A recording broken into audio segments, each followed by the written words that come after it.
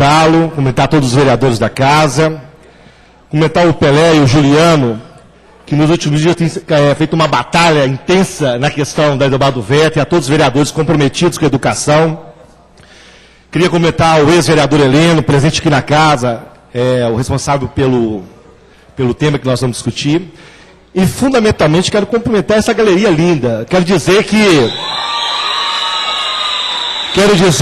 essa casa, ela funciona assim, com pressão, e é importante vocês estarem aqui acompanhando o debate, porque assim podemos discuti-lo de forma mais ampla, com a presença e a participação de vocês. Penso que o tema que nós vamos tratar, ele é parte de uma questão muito mais ampla e muito mais complexa. Nós estamos agora, nessa semana, recebendo a informação do secretariado da Educação, secretariado do Poder Executivo de Belo Horizonte. A secretária que foi indicada, Sueli Baliza, é uma pessoa que vem da iniciativa privada. Uma pessoa que talvez nunca tenha tido acesso à escola pública, as condições, as relações sociais, os projetos pedagógicos, político-pedagógico. Então, me parece uma pessoa que não terá a devida condição de encaminhar um projeto de educação na envergadura que o nosso município precisa, o nosso estado precisa, o nosso país precisa. Só para lembrar, essa pessoa era reitora da universidade, da UniBH, e a Fundac, que era uma fundação, foi transferida para a iniciativa privada, sem autorização judicial, sem o consentimento do poder público, ultrapassou os limites, inclusive, do poder judiciário. Nós fomos para a justiça e ganhamos em 2 instâncias já, e no processo demitiram 400 doutores e mestres do UniBH. Essa é a relação que tem a atual secretária municipal da educação com a educação. Para saber, meus professores, colegas professores, o nível de enfrentamento que teremos que travar no próximo período. Não é só o problema da educação física. Agora a discussão também dos professores de música. Eles querem terceirizar a educação física e querem terceirizar a música. Ora, nós sabemos que a educação, o professor, é a atividade fim da educação. Na legislação não permite que a atividade, sim, seja terceirizada ou colocada sob condições precárias. Então, não existe inconstitucionalidade. A legislação do trabalho garante a inclusão dos professores de educação física na condição que nós estamos defendendo, para todos os níveis de educação, e seria extremamente incoerente para o prefeito qualquer tipo de posição ou de veto remetendo a outras questões constitucionais. Então, nós estamos aqui, professores, no sentido de discutir que, além de derrubar do veto que vamos derrubar hoje, nós temos articular o movimento de educação muito mais forte que se apresenta no próximo período.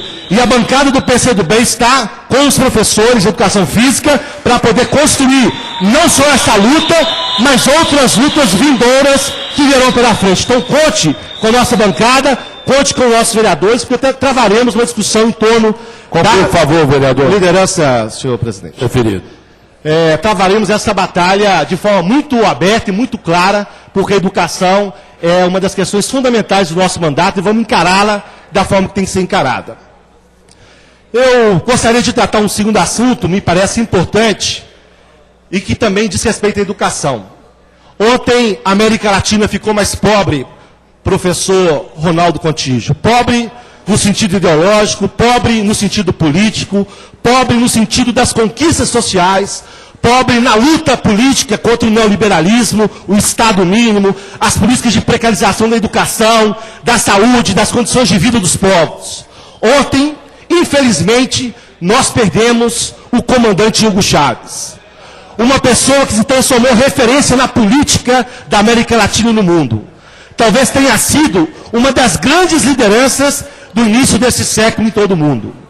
Hugo Chávez, para algumas pessoas, é considerado como um despota, ou como autoritário, ou como um ditador. Não existe na história moderna da humanidade nenhum líder político que passou por tantas eleições. Foram 8 eleições em 10 anos.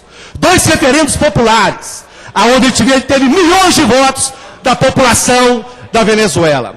Hugo Chávez, na sua liderança, construiu uma referência na América Latina, que é o chamado movimento bolivariano. Não só na Venezuela, mas também na Bolívia, no Peru, no Equador, em toda a região andina da nossa querida América Latina. Hugo Chávez, companheiros e companheiras, desenvolveu um projeto social jamais visto na história recente da humanidade. Queria dizer aos professores, na Venezuela, eu tive a oportunidade de ir lá 6 vezes, inclusive governar com o presidente Chávez. Lá, por exemplo, na área da educação, ele teve 3 missões. A missão da educação infantil, da educação básica e do ensino superior. A Venezuela e Cuba são os únicos 2 países da América Latina que erradicou o analfabetismo. Não há analfabetos na Venezuela depois da entrada do presidente Hugo Chávez.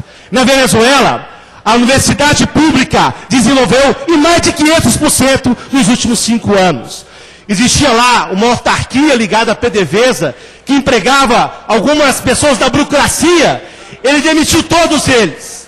E lá colocou 8 mil estudantes universitários para estudar naquela universidade. Nos últimos 10 anos já passaram 80 mil estudantes na Universidade dos Trabalhadores da Venezuela. E não é só isso. Na área social, o governo construiu centenas de milhares de moradias populares. Criou movimentos no sentido de integração da Venezuela. A Venezuela é um dos países da América Latina que mais cresce no último período.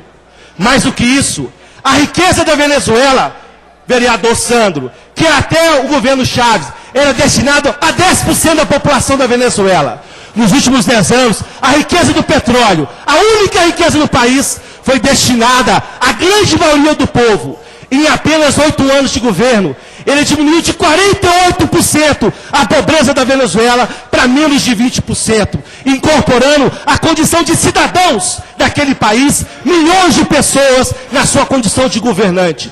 Ou seja, o presidente Hugo Chávez construiu uma alternativa para a maioria da população em detrimento de uma minoria que dirigiu lá durante 40 anos. A chamada articulação da social-democracia e da democracia cristã naquele país. Portanto, ontem morreu, meus companheiros, um grande líder da América Latina, uma pessoa imprescindível para a luta política do mundo. Alguns dizem, Hugo Chávez era um ditador. Ora, meus vereadores e companheiros, o ano passado, na Itália e na Grécia, quando o sistema financeiro viu ruir a Europa e o euro, tomou a seguinte decisão: tira o primeiro-ministro da Grécia, tira o primeiro-ministro da Itália e coloca um cara do sistema financeiro para dirigir esses 2 países. Essa é a democracia que alguns defendem aqui. A democracia do capital financeiro, da burguesia e da elite contra o povo.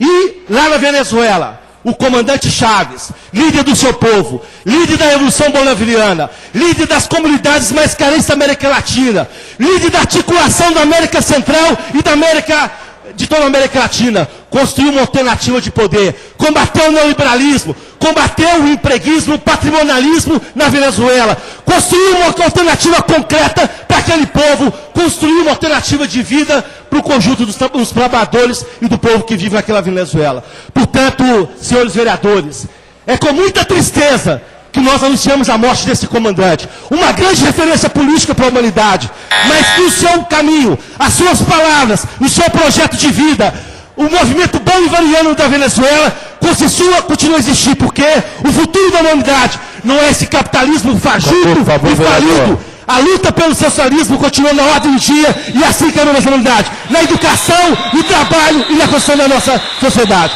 Muito obrigado. Com a palavra da